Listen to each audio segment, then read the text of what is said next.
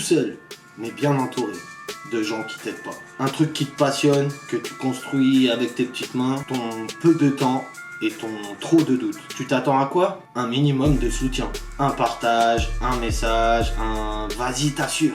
Mais non, tu découvres que t'as des amis comme la SNCF a des trains à l'heure. Une théorie. Pourquoi ils ne t'aident pas? Parce qu'on vit dans une société où applaudir les autres, c'est s'effacer soi-même. C'est une ère de moi d'abord, mais surtout moi seul. Tu veux du soutien? T'auras des conseils. Mais attention, hein, de gros conseils. Par des gens qui n'ont jamais rien lancé de leur vie. J'en parle d'ailleurs dans un de mes épisodes.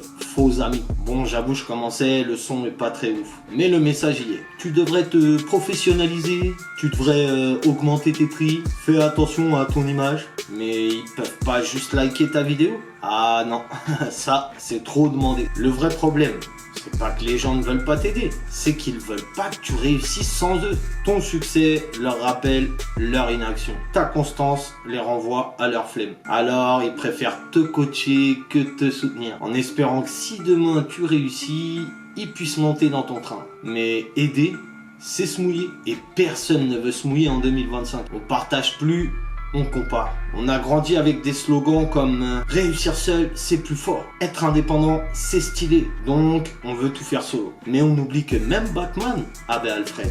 Le problème, c'est pas juste ton pote, c'est la culture. On est devenus des gens hyper connectés, mais inaccessibles. Chacun son agenda, son mood, son énergie. On est divisé de près et unis de loin. Et toi, t'attends un partage pendant qu'ils sont en train de prendre une photo de leur café latte ou simplement à trouver des excuses. Désolé, je dois faire manger le petit, là, j'ai pas le temps, je suis dans le rush. Alors qu'en réalité, on sait que le petit se va manger tout seul. Ou alors, je suis sur un projet, ça va marcher de fou. D'une tierce personne qu'il connaît depuis peu, mais pour qui il veut paraître en place. Ouais, c'est plus facile de paraître pour quelqu'un auprès de personnes qu'on ne connaît pas. Il saura pas que t'es au chômage depuis 20 ans, que tu vis encore chez tes parents.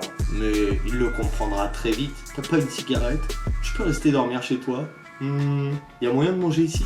Auprès de personnes qui nous connaissent pas, bah on se vend mieux, mais pas très longtemps. Alors ouais, t'es peut-être seul dans ton projet, mais t'es pas le seul dans ton cas. Les vrais, c'est pas ceux qui donnent des conseils, c'est ceux qui partagent ton lien, mettent un commentaire sincère ou objectif, ou cliquent sur s'abonner sans te demander un plan business. En 2025, soutenir un ami, c'est un acte révolutionnaire. Et toi, t'attends encore qu'il le fasse. La force vient d'ailleurs, on le sait tous, surtout ceux qui font des projets. Mais eux, ils attendent surtout que t'abandonnes. C'était le petit pote les amis. Merci de m'avoir écouté et à la semaine prochaine pour un nouvel épisode.